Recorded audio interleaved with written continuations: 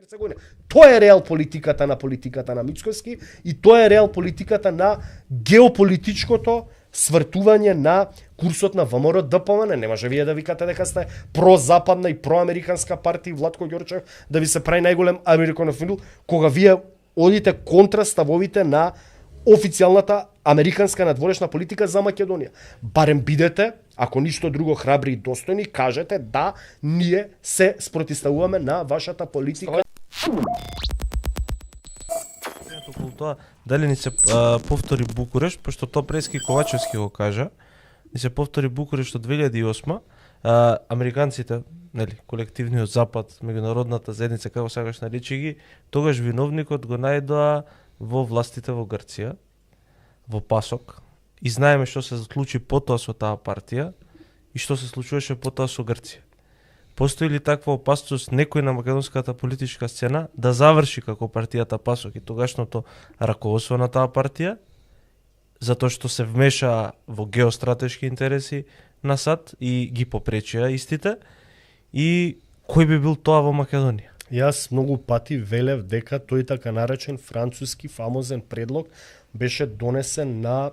Министерскиот самит на НАТО во Мадрид, кога бугарската политичка елита се уште обстојуваше на ставот за вето, односно нетргнување на ветото. Румен Радев беше убедуван од Емануел Макрон, францускиот председател, од Олаф Шолц, германскиот канцелар, и тие со своите, да речам, политички тежини не успеа да го скршат непопусливото не на Румен Радев да не се тргне ветото како крајна политичка одлука Македонија и Албанија да ги почнат преговорите. На самитот на НАТО, под присуство на Ентони Блинкен, државниот секретар,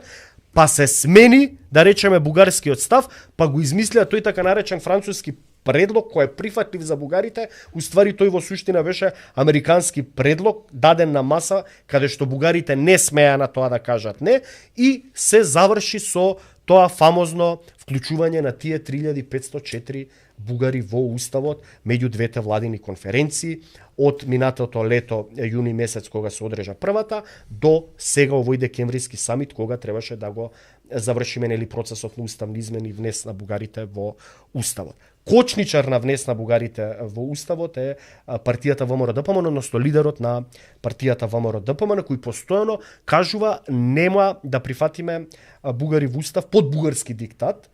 ама тој диктат е американски, бидејќи ги гледаме изјавите и на американската амбасадорка кај нас, и на Габриел Ескобар, помошникот државен секретар за Западен Балкан, и на крај на Джеймс О'Брајан, кој директно во интервју го посочи него со расипан или половен автомобил, дека од таков човек не би купил ни расипан автомобил, бидејќи не кажува која е алтернативата на невнесување на бугарите во уставот. И ако тоа не се директни отворени пораки дека вие го загрозувате највисокиот американски интерес, а тоа е почнување на преговорите на Македонија со Европската унија, односно ставање на лента на евроинтегративен пат на Македонија заедно со Албанија, а на тој начин што го спречувате внесот на бугарите во уставот, вие условно кажано одработувате за српските или руските интереси на американците во оваа нова геополитичка конјунктура околу војната во Украина, па сега еве или за бугарските интереси, затоа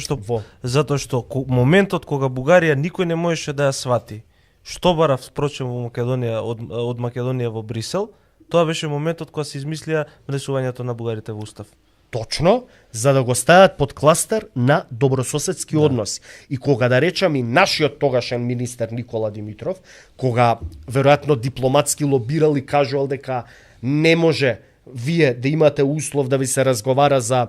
етичкото потекло на Гоце Делчев, цар Самуил или историските настани од 19-тиот век, и кога европејците, да речеме, да, викале дека тоа не е нормално, на крај, за да условно кажано се задоволат барањата на Бугарија, и Бугарија да може да си го испере собствениот срам политички пред јавноста, која беше хистеризирана и наектерализирана, бидејќи 85% од испитувањето на јавното мислење во Бугарија беа Бугарија да изстави вето на Македонија, да ја кочи Македонија, бидејќи они имаат и фрустрации, и комплекс дека Македонија им изгубена во Балканските војни, во Првата светска војна, во Втората светска војна. Терминот Македонија Българска го користат и ден денеска, и тие тешки историски трауми, комплекси и фрустрации ги лечат на тој начин што бараа да се стави ветото, бидејќи ние сме нели одродени бугари што ја негираме нашата вистинска историја. И сега бугарското политичко водство и премиерот Кирил Петков, за да може да продаде некаква приказна пред бугарската јавност, Да.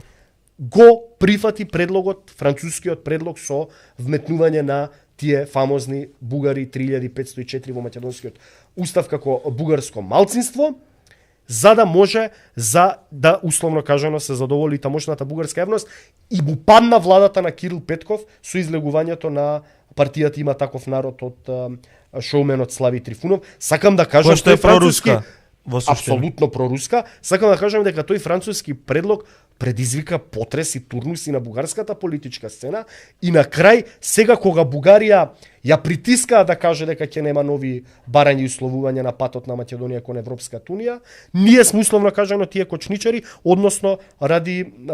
и на етењето, или како да кажам, политиката на лидерот на опозицијата да постојано одбива да ВМРО ДПМН учествува во изгласувањето на уставните измени, Македонија завршува дотука,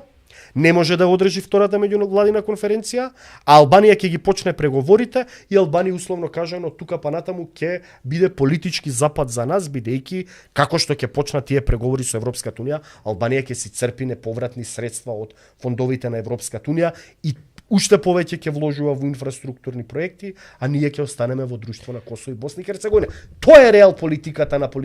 Мицкоски, и тоа е реал политиката на геополитичкото свртување на курсот на ВМРО ДПМН. Не може вие да викате дека сте прозападна и проамериканска партија, Владко Ѓорчев да ви се прави најголем американофил, кога вие одите контра ставовите на официјалната американска надворешна политика за Македонија. Барем бидете, ако ништо друго, храбри и достојни, кажете да, ние се спротивставуваме на вашата политика. Ставањето на црна листа на Орце Камчев, Сергеј Самсоненко, Радка Камчева, компаниите, најново на Кочо Ангјушев,